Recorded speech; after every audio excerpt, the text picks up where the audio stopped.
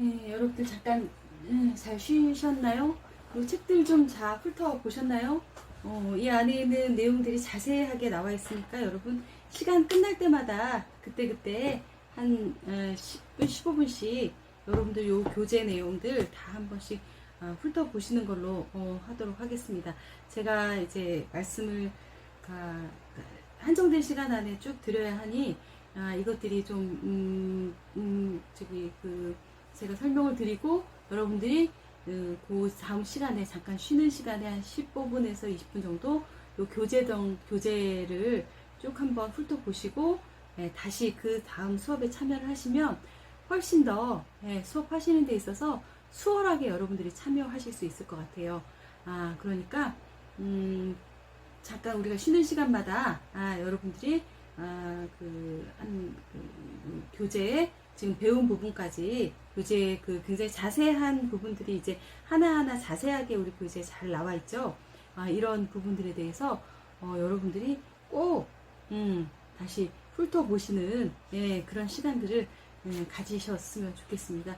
교재에 굉장히 자세하게 다 잘 나와 있어요. 그렇죠? 그리고 제가 설명해 드린 것을 듣고 이제 교재를 한번 더 보시고 하면 훨씬 더 여러분들이 이해하시는데 도움이 될 수 있을 것 같습니다. 그리고 또 비대면 수업이기 때문에 이것을 이해하려면 저도 노력이 필요하고 여러분들에게 어떻게 이해시킬까 하는 연구를 많이 하고 여러분들도 그냥 뭐 온라인 강의라고 틀어놓고 딴 거 하시지 말고 좀 집중적으로 들으시고 이 시간에는 내가 요거를 다 알아가야겠다 라는 그런 마음으로 수업에 함께 동참해 주셨으면 좋겠습니다. 자, 우리가 요 앞에 잠깐 봤었죠. 소극적인 목표와 적극적인 목표, 여기까지 이제 봤었죠. 그러니까 회부적인 의미와 광의적인 목표다 라는 것까지 해서 쭉 이제 짧은 사례를 들어서 여러분들께 말씀드렸습니다. 여기까지는 이해 안 가시는 게 거의 없으실 것 같아요. 그리고 지금까지 하는 것들이 상담의 기본적인 원리들에 대해서 얘기를 해드리는 거니까 이 부분들을 여러분들이 꼭 우리가 수업하는 도중에 꼭 잘 숙지해 주시고 넘어가 주셨으면 좋겠습니다. 그리고 이제 그 다음에는 우리가 볼 것이 이제 기본 원리들에 대해서 본다고 얘기했죠. 상담의 기본 원리. 상담의 그 기본 원리. 상담의 전문가들은 꼭 숙지해야 될 내용이다. 이런 것들을 꼭 적용하고 알면서 상담에 대해서 우리가 상담에 임해야 한다. 라는 것들이니까 여러분들이 반드시 이 부분들에 대해서 꼭 숙지를 하고 이 부분들을 좀 보면서 나가지 꼭 이해하고 여러분들이 그렇구나 그렇게 해야겠구나 라는 것들을 좀 알고 숙지해 나가는 그런 시간들이 됐으면 좋겠습니다. 자, 기본 원리 중에 첫 번째가 개별화의 원리예요. 개별화의 원리. 개별화의 원리는 뭘까요? 여러분, 개별화의 원리 하니까 여러분 어떤 것들이 떠오르세요? 어떤 것들이 떠오르시는지 한번 얘기를 해보세요. 지금 한 5초간. 개별화 하면 개별화의 원리가 어떤 거일 것 같으세요? 생각들을 좀 해보셨나요? 개별화의 원리라는 것은 사람은 다 케이스 바이 케이스라는 거죠. 모두가 다 독특한 특성을 가지고 있다는 거예요. 독특한 특성을 가지고 있기 때문에 그 독특하게 가지고 있는 그 특성에 대해서 상담자가 이해를 해야 되고 그것을 그 특성에 맞게 적응을 잘 할 수 있도록 각 개인을 도와줄 수 있어야 한다는 거죠. 도와줄 수 있어야 하는 거죠. 그래서 내담자마다 다 다른 원리나 방법을 사용해서 다 다르기 때문에 그 개별화의 원리에 의해서 다 다른 것들을 적용을 해서 그 내담자와 상담에 임하는 것이다 라는 그 내용이죠. 그러니까 어때요? 그 개별화의 원리 안에 들어가야 될 것은 우리가 사람을 만났을 때 편견과 선입견을 가지고 있으면 안 된다라는 게 첫 번째죠. 첫 번째로 우리 교재 여러분 25페이지에 보면 상담의 기본 원리에 대해서 이제 나와 있어요. 교재 기본 25페이지하고 PPT하고 같이 보시면서 여러분들 수업 임하시면 될 것 같아요. 그러니까 우리는 사람을 봤을 때 그 오류를 갖고 있는 거죠. 편견과 선입견의 오류를 가지고 있는 거죠. 그런데 편견과 선입견의 오류를 갖고 있지 말아야 한다. 라는 내용을 얘기하고 있는 거죠. 그게 개별화의 원리의 첫 번째라고 이야기할 수 있고요. 그 편견과 선입견을 가지고 내담자를 대한다면 우리는 어떻겠어요? 그야말로 그 내담자에게 색안경을 끼고 보게 된다라는 얘기죠. 그러니까 편견과 선입견을 갖지 말아야 한다.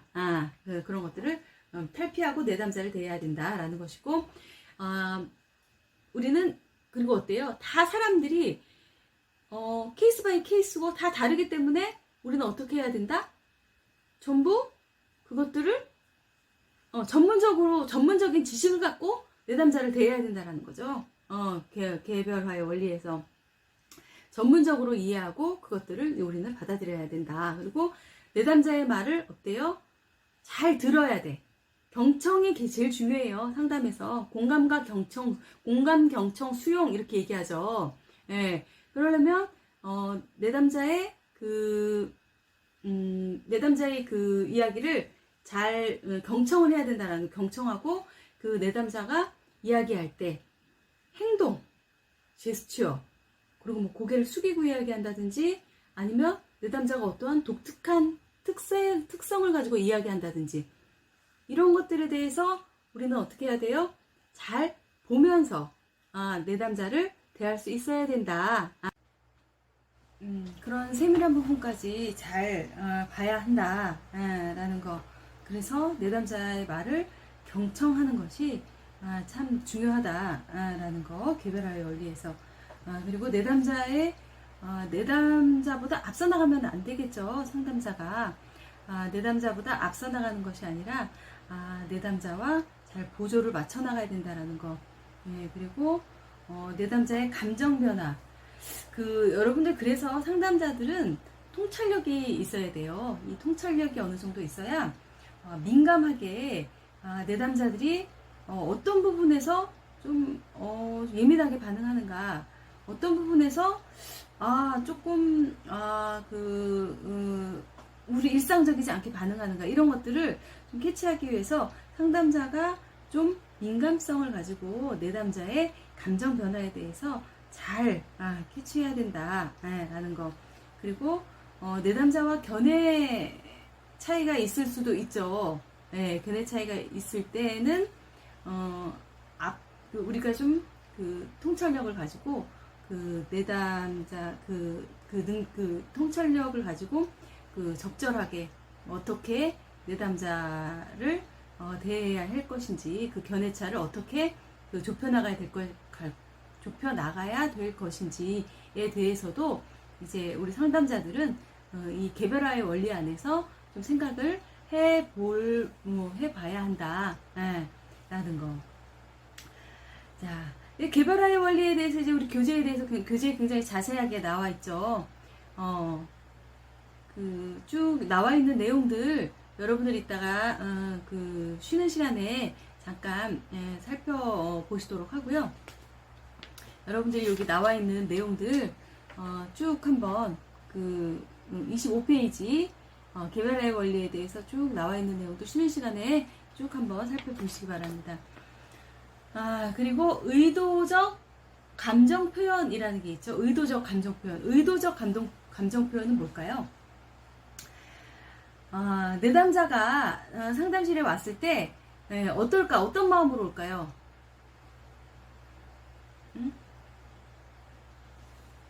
그러니까 내담자가 상담실에 왔을 때 그 자신의 감정이나 자신의 욕구 이런 것들에 대해서 다 잘 인식하고 그것들에 대해서 상담자에게 다 잘 당당하게 이야기할까요? 어떨까요? 여러분 한번 생각해 보세요. 어떨까요?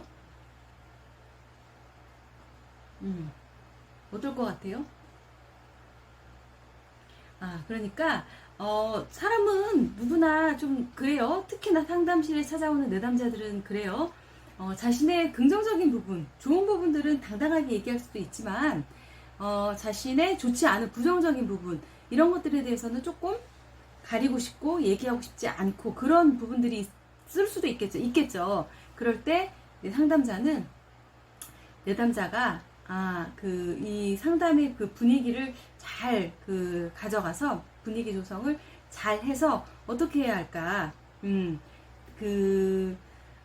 내담자가 긍정적인 그런 부분뿐만 아니라 부정적인 그런 부분들까지도 잘 자신의 감정을 잘 표현할 수 있도록 그러니까는 그 자신의 그 분위기를 잘 만들어주고 그 분위기 안에서 내담자가 자신의 그 감정 가지고 있는 감정을 의도적으로 잘 표현할 수 있도록 그러니까 그것이 어떠한 상담자의 그 압박감이나 압력이나 막 이런 그 긴장감으로부터 내담자를 막 그렇게 만드는 게 아니라 그런 압박감이나 긴장감 그런 것이 없이 내담자의 감정을 잘 이해하고 잘 순환시켜줘서 그것을 잘 내담자가 자신의 그런 것들을 완화시켜주고 내담자를 상담자가 잘 이해하고 있다.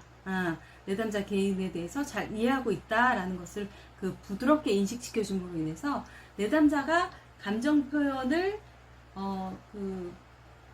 내담자가 감정 표현을 하는 것을 비난하거나 어떻게 낙심 그렇게 하면 안 돼, 그죠, 당신 잘못했죠, 이렇게 그런 경우에는 좀 잘못한 거 이렇게 해서 낙심하지 않도록 해야 되는 거죠. 이런 식으로 해가지고 내담자에 기를 죽이거나 내담자를 억압하는 것이 아니라 낙심하지 않도록 해서 그 인내로서 이제 우리는 이제 내담자의 말을 경청해야 되는 거죠.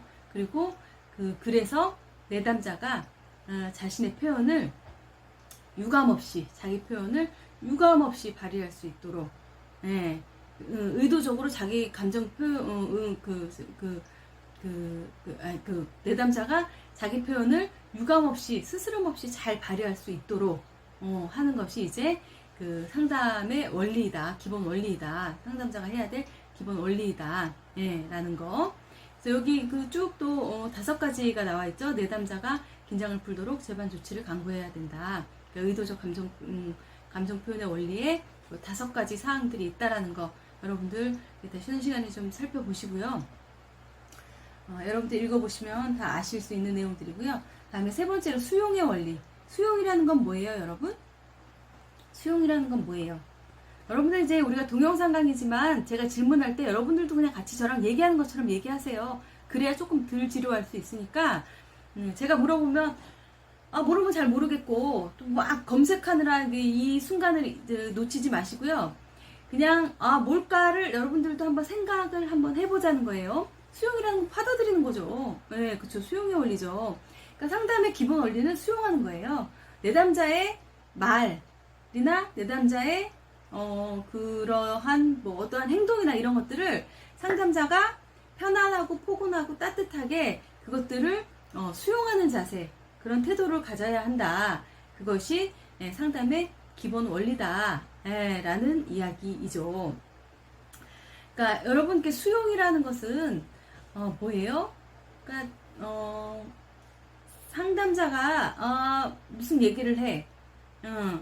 근데 상담자가 내담자에게 내담자의 의견을 동의하지 못할 때는 또 그럼 어떻게 해야 할까? 내담자를 상담자는 하나의 인격체로 대하면서 그 내담자가 상담자에게 이야기할 때 어때요? 그 말이나 행동, 또 비언어적인 이런 제스처, 이런 것들을 다 어떻게 해야 돼요? 그런 표정들을 통해서 이제 잘 수용을 해야 되고, 그것을 어때요? 내가 네 말을 잘 듣고 있어. 그러려면 어떻게 해야 돼요? 내담자가 이렇게 말할 때 제스처를 취해줘야 되죠. 저도 여러분과 이제 대면 수업을 할 때 눈을 잘 마주치고 고개를 끄덕여주고 교수가 얘기를 할 때 뭔가 그것을 호응을 해주고, 그랬을 때는 교수도 이제 강의를 할 때 기분이 좋아지죠. 그런데 만약에 내담자가 얘기를 하는데 상담자가 그것을 이제 수용해 주지 않는다면 그냥 이렇게 묵뚝뚝하게 앉아있다면 어떻게 내담자가 말할 기분이 나지 않겠죠. 그러니까 그 수용의 원리의 기본에는 이제 내담자 중심의 내담자가 말을 할 때 진정으로 내담자를 향해서 이제 좀 고개도 숙여주고 내담자의 말에 예, 잘 그 듣고 있다라는 표시를 해주고 예, 그런 것들이 이제 수용의 원리 안에 들어간다라는 거. 그러니까 내담자 중심으로 진정하게 어때요? 내담자의 그 욕구와 권리를 그 존중해 주는 거죠. 욕구와 권리를 존중해 주고 이제 감정이나 태도에 적극적으로 그 내담자의 감정이나 이러한 지음의 태도 이런 것들이 어떤 것들인가를 상담자는 잘 이해할 수 있어야겠죠. 그것을 수용함으로 인해서 수용의 그 대상은 그 좋은 것, 선한 일, 좋은 것들, 뭐 긍정적인 분들 이런 것들이 아니고 진정한 있는 그대로를 수용해 줄 수 있어야 된다라는 거. 수용의 목적은 여러분들도 만약에 그럴 거예요. 뭔가 내가 뭔가 수용받아 본 기분이 있다라면 사람은 기분이 굉장히 좋아지죠. 예, 자존감도 올라가고. 그 수용은 치료의 목적, 내담자의 그 아픈 마음을 좀 치유하는 데도 목적이 있다라고 이야기할 수 있는 거죠. 그렇기 때문에 이제 어때요? 수용의 측면에는 여러 가지가 있는데 수용에 있어서는 면접 상담을 할 때는 어때요? 내담자 중심으로 이제 상담을 해야겠죠. 내담자 중심으로 해야 되고 지금 제가 쭉 얘기한 대로 이제 여기 보면은 쭉 이제 또 상담 수용의 원리에 대해서 쭉 나와 있죠. 여러분들 보시면 그래서 상담 면접은 내담자 중심으로 진행해야 하고 내담자의 자조의 욕구와 권리의 욕구를 존중해야 한다. 쭉 해서 상담자의 반응은 상담실에서 이루어져야 되고 하는 내용들 쭉 여기 이제 동그라미로 표시되어 있는 내용들 있죠. 여러분 개별화의 원리는 어떤 것들을 따라야 되는지 그리고 그 의도적 감정 표현의 원리는 어떤 것들을 따라야 되는지 수용의 원리도 이게 쭉 여러 가지 내용들이 나와 있죠. 제가 지금 얘기한 내용들을 다 이 안에 포함되어 있을 텐데요. 이런 것들을 이제 다시 한번 정리하는 의미에서 여러분들이 한번 쫙 정리를 하시고 다시 한번 읽어보셨으면 좋겠습니다. 자, 그리고 네 번째로 무비판적 태도가 있어요. 무비판적 태도. 내담자의 말에 비판하지 않는다라는 얘기죠. 상담자가 내담자의 문제에 대해서 이것이 당신 이거 오라 이렇게 해서 왜 이건 오라 근데 이건 잘못된 거예요 하고 비판하지 않는다라는 거죠. 네, 무비판적인 태도를 해야 된다는 거죠. 나쁘다는 식이나 말의 행동을 상담에서는 좀 삼가해야 한다 라는 의미의 말이 되겠죠. 이것이 뭐 잘못된 것이다 뭐 옳은 것이다 얘기하고 정지하게 된다면 내담자는 상담에 임하기가 굉장히 불편할 수밖에 없겠죠. 그렇죠? 그리고 어때요? 우리는 어떠한 한 면만 보고 내담자의 한 면만 보고 내담자에게 그 편견과 선입견을 가져서는 안 되겠죠. 그것을 가지고 비판하려고 한다거나 그래서는 안 되겠죠. 그리고 내담자에게 보조를 맞춰서 상담하지 않고 내담자의 발언을 자주 가로막거나 성급한 결론을 그러니까 여러분 상담에 있어서 중요한 것은 뭐냐면요. 내담자에게 보조를 맞추는 것이죠. 근데 상담을 하다 보면 뭔가 빠른 결론을 끄집어 내려는 선생님들이 계세요. 예, 그런데 그 결론조차도 내담자가 스스로 자신을 통찰해서 자신의 결론을 끌어낼 수 있도록 유도하는 게 상담이지 상담자가 내담자의 말을 듣고 그것의 결론을 도출해내는 것이 상담자가 도출해내는 것이 아니거든요.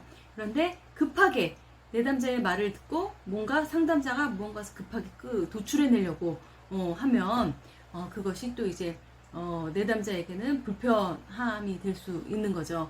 그러니까 그렇게 되면 이제 그리고 내담자가 무언가 말을 하려고 할 때, 그 말에 대해서 내가 자꾸 판단하려고 해서, 그 말을 끊거나, 그렇게 되면 어때요? 내담자가, 상담에 있어서, 불편감을 느낄 수 있겠죠. 그러니까 그런 행동들은 하지 말아야 된다라는 거죠. 그러니까는 어떠한 자꾸 우리가 프레임에 맞춰서 상담을 하려고 하면 안 된다라는 거. 그리고 상담을 할 때 충분히 내담자의 말을 들어주는 것도 중요하고요. 내담자의 말이 끝났을 때, 그러니까 우리는 대화에서 오류를 범하는 것이 인간관계 안에서도요, 여러분. 대화의 오류가 누군가 나에게 말을 할 때, 그 말을 듣고 내가 무슨 말을 해줘야지 라고 생각하면 그 말을 내가 오롯이 충분히 들을 수 없다라는 거죠. 예, 오롯이 충분히 그 말을 들을 수가 없고, 그 안에서 놓치는 것들이 있고 오해가 생길 수 있다는 거죠. 그런데 상담에서도 제일 중요한 것이 경청이라고 얘기했죠. 내담자의 말을 듣는 거죠. 수용, 공감, 경청 얘기할 때 경청이 중요한데, 경청은 오롯이 내담자의 말을 그대로 있는 그대로 듣는 거예요. 그래서 그것을 반영해 주는 것이죠, 상담은. 그래서 그 말을 들으면서 내가 무슨 말을 해줘야지. 우리가 대화에서 보통 얻는 오류가 그거예요. 일상적인 대화에서도 내가 무슨 말을 자꾸 해주려고 하는 거. 무슨 말을 자꾸 해주려고 하다 보면 어떻게 돼요? 그 말에서 진정으로 상대방이 하고자 하는 말들을 놓치죠. 그래서 상담을 할 때도 내담자가 무언가 말을 하려고 할 때 그 말을 오롯이 잘 들어야 되고요. 그 말을 오롯이 잘 듣고 그 안에서 침묵의 시간도 상담자는 두려워해서는 안 돼요. 약간의 침묵의 시간이 있을 수 있어요. 이것이 너무 길어지면 안 되겠지만, 내담자가 무언가 말을 하려고 할 때, 그것을 상담자가 수용하는데도 시간이 걸릴 수도 있고, 바로바로 피드백을 줄 수도 있지만, 뭔가 시간이 필요할 때, 내담자와 상담자 간의 그 침묵을 두려워하지 말아야 된다라는 거. 왜냐하면, 내담자도 상담에 있어서 시간이 필요하거든요. 그 시간이 필요한데 상담자는 자꾸 내담자에게 뭔가를 주려고 말을 하게 되면 우리가 서로 엇박자가 날 수 있다라는 거예요. 그러니까 서로 어떠한 틀 안에서, 프레임 안에서 자꾸 내담자를 가르치려고 하지 말고 내담자를 정지하거나 뭔가 내담자에게 조언을 주려고 자꾸 그렇게 행동을 하면 상담에 있어서 좀 엇박자가 날 수 있다라는 거. 예, 그래서 이제 내담자를 비판하지 않고 무비판적인 태도로 이제 잘 받아들일 수 있어야 된다라는 거. 예, 내담자가 상담자에 대해서 상담에 있어서는요, 여러분, 내담자가 상담자에게 이제 권위가 있어 보여야 하죠. 권위가 있어야죠. 근데 그 권위는 내담자가 상담자에게 부여하는 거죠. 상담자가 권위를 갖고 있다라기보다, 그쵸? 그런데 하다 보면 초기에 좀 오류가 나거나 뭔가 좀 미숙한 상담을 할 경우에 내담자가 상담자에게 좀 좋지 못한 감정을 드러내는 수도 있어요. 네, 그렇게 드러내는 수도 있는데 그것에 대해서 상담자가 그것도 어떻게 잘 받아들일 수 있느냐도 이제 상담자의 자질이 되는 거죠. 그 자체도 이제 비판적이지 않게 수용하면서 저 사람이 어떠한 상황에, 이런 상황에서 이전에 어떤 상황에서 이런 일들을 나와 같은 사람을 만났을 때 이런 것들을 겪었나 보다라고 이제 상담자가 통찰을 할 수 있어야 되는 거죠. 근데 그런 것들조차도 이제 무비판적으로 좀 받아들일 수 있어야 된다. 내담자가 왜 이런 행동을 하는가를 상담자가 좀 통찰력 있게 받아들이고 그것을 알아줄 수 있어야 된다. 라는 거. 그러니까 여기서도 여러분이 이제 무비판적인 태도의 원리도 여러분들이 이제 제가 지금 얘기해 드린 것들을 토대로 해서 그 강의 내용들을 한번, 책에 있는 내용들을 한번 보시기 바라고요. 자기결정의 원리들을 보면 자기결정의 원리는 뭐예요? 자기결정. 상담 과정에 있어서 어때요? 상담자는 선택은요, 상담에 있어서 어떠한 선택도 누가 하는 거예요? 상담자가 하는 거예요? 여러분 누가 하는 걸까요? 내담자가 하는 거죠. 상담받으러 상담의 장면에서 선택은 내담자가 하는 거예요. 그러니까 상담에 있어서 상담에 나아갈 방향을 결정하고 선택하라는 내담자, 어떻게 해야 할까에 대한 그 방향을 결정하고 선택하는 것은 내담자의 자기 결정을 줘야 된다는 거예요. 그러니까 상담자는 뭐예요? 아까도 얘기했지만 내담자가 충분히 자기 의사를 결정할 수 있고 자신의 잠재력, 자신의 의지, 자신의 투지를 가지고 자신의 문제를 자신이 해결해 나갈 수 있도록 자극해주기만 하면 그러한 투지와 의지와 잠재력을 자극해주기만 하면 내담자가 스스로 자신의 나아갈 방향을 선택해서 자신의 자기 결정을 할 수 있다 라는 얘기죠. 그래서 이러한 모든 것들을 통해서 개별화, 의도적 표현, 수용, 무비판적 태도, 자기 결정 이런 기본 원리들을 토대로 해서 토대로 한 상담은 이런 것들을 토대로 해서 내담자가 스스로 자신의 문제의 통찰을 얻어서 자신의 문제에 결정하고 그것들을 선택할 방향을 선택해서 자기의 의사를 결정할 수 있다 라는 이야기죠. 자기결정의 원리. 그러니까 모든 선택은 내담자가 선택할 수 있는 힘을 가지고 있다라는 것들을 상담자는 생각을 해야 된다라는 얘기죠. 예, 자기결정의 원리에서. 그리고 마지막으로 비밀보장의 원리가 있어요. 비밀보장. 비밀보장의 원리는 뭘까요, 여러분? 상담에서는 당연히 비밀이 보장이 돼야 되죠. 그쵸? 상담 과정 중에 나왔던 얘기는 우리는 상담은 정말 100% 비밀 보장을 해줘야 돼요. 그리고 그 사람에 대한 내용들이나 그래서 우리가 사례나 이런 것들을 발표할 때도 여러분 각색을 해서 발표를 하죠. 약간씩 그것들에 대해서 그 사람들을 정확하게 누가 봐도 이 사람이야 이렇게 알게 사례 발표를 하지는 않아요. 그러한 내용들을 토대로 해서 하는 거죠. 그 상담의 내용들을 토대로 약간의 각색을 해서 이제 사례 발표를 하는데, 그러니까 상담 과정 중에서 어때요? 내담자가 대화 내용을 누구에게 이야기해서는 안 된다는 거죠. 내담자의 내용을 상담자가 누구에게 절대 발설해서는 안 된다. 네, 그런 얘기고요. 절대 그래서 상담의 내용이나 상담자에 대해서는 비밀 보장을 해줘야 된다. 네, 라는 거죠. 그런데 이 비밀 보장의 원리는 너무나도 당연한 것이죠. 근데 그럼에도 불구하고 비밀 보장이 안 되는 예외적인 경우가 있어요. 비밀 보장을 해주지 않아도 되는 예외적인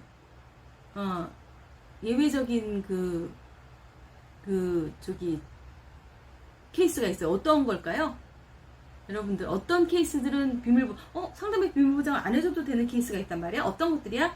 이런 것들은 어떤 것들이냐면 우리가 보통 청소년 상담을 할 때 청소년이 자살을 하려고 한다거나 자살을 하려고 암시를 주었을 때, 그럴 때는 이제 우리가 이게 네트워크를 형성해서 이 아이를 보호하기 위해서 알려야 되죠. 부모한테 알리거나 알려야 되는 부분들이 있는 거죠. 그렇거나 아니면 누군가에게 가해를 하려고 할 때, 이런 것들이 정말 정확히 포착됐을 때, 그럴 때, 그런 경우에는 이제 비밀 보장에 좀 예외적인 부분이 있다.